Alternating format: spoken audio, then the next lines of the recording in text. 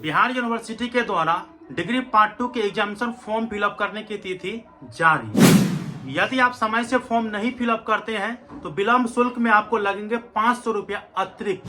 परीक्षा form fill up करने की तिथि में कोई बदलाव नहीं होगा। जय हिंद। एक बार फिर से स्वागत है इस नए वीडियो पे। इस वीडियो के माध्यम से जो इन्फॉर्मेशन बता रहा हूँ, यह इन्फॉर्मेशन बिहार यूनिवर्सिटी मुजफ्फरपुर के वैसे कैंडिडेट के लिए है जिसमें से अधिकतर कैंडिडेट का सेशन 2022 से 25 होगा और इसके बाद 21 से 24 होगा।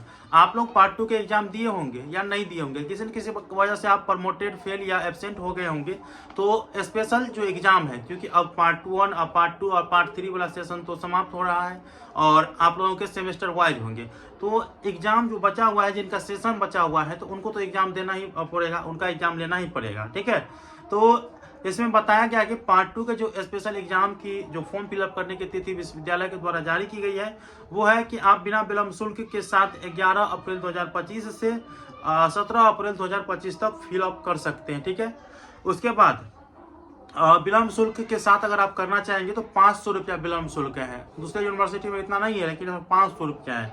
फिलहाल आप लोग बिना विलम्ब शुल्क से ही भर लीजिएगा, अच्छा रहेगा।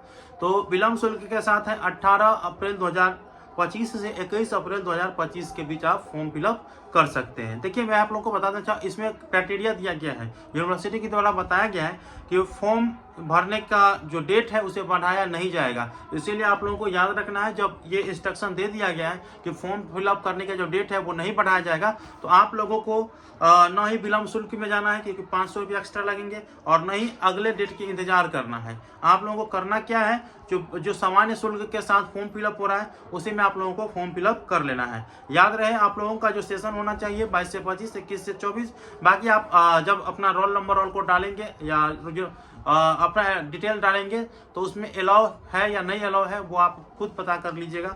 बाकी ये इन्फॉर्मेशन है, ठीक है। तो ये चीज़ आप रखेंगे। और विश्वविद्यालय 15 अप्रैल के बाद खुलेगी, और या 2 दिन बंद रहेगी। विश्वविद्यालय 15 अप्रैल को खुलेगी, ये आप याद रखें। कोई काम है तो आप 15 अप्रैल को ही जाएंगे। मिलते हैं अगले वीडियो में, तब तक के लिए धन्यवाद।